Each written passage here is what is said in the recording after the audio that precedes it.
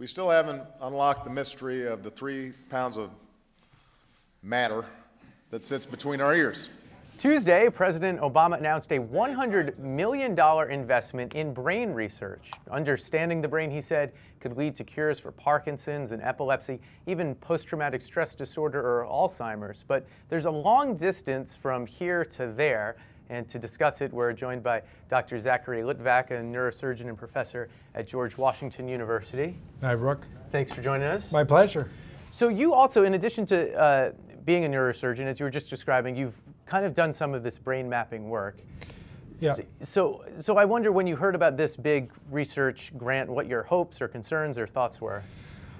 Mostly hope, not too many concerns. I think that a lot of people came away from today's announcement saying, okay, well, what did the president really say? He just said, we're going to give a bunch of money towards mapping the brain, but what does that really mean? There weren't any timelines, there weren't any concrete goals. But just like with the Human Genome Project, when it started, if you applied the techniques we had at the time, it would have taken over 100 years to map the whole thing. And yet we finished it in about 10 years because of advances in technology that were spurred by that goal of mapping the genome. Is there a checklist of questions that we're trying to answer, or do we just not even know enough to know what questions we're supposed to be asking? I don't know if there's a checklist, but I think fundamentally this is an initiative where there is an underlying drive of, okay, at the very end of this, we want to understand how the brain creates consciousness. And I'm really excited to see the technologies that fall out from this. So if you think back to the beginning of the Apollo missions, right, we're going to put a man on the moon. And if you had sat somebody down in a studio like this and said, well, how are we going to do that? Where do you start? It would be very overwhelming for one person to say, okay, here's the checklist of everything that we need to do to get somebody to the moon.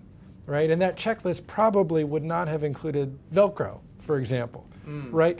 So that what I'm trying to say is that as we progress, there are going to be these serendipitous discoveries along the way that either directly apply to the goal at hand or don't necessarily apply to this goal of understanding the mind, but have other important applications that affect people on a day-to-day basis. You mentioned the lack of a concrete plan. Yeah.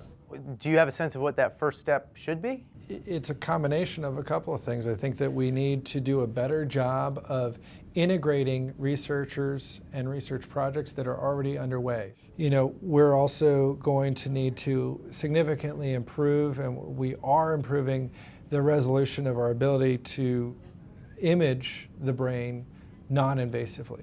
So, you know, in order to do this project, we can't just cut up a brain. And then the last thing is that we have ways of measuring electrical activities at the single neuron level, and we have ways of measuring electrical activity of larger areas of the brain, but there's a big gap in between where we're going to need to figure out ways to translate the technology of recording from a single neuron to recording the activity of many hundreds of thousands of neurons in a given area. And is that, we need a special machine that does that? Do we need a new way of interpreting data we already have? How do we do that? You know, if I had the answer to that, I probably would have a fair share of that $100 million and maybe a Nobel in a few years.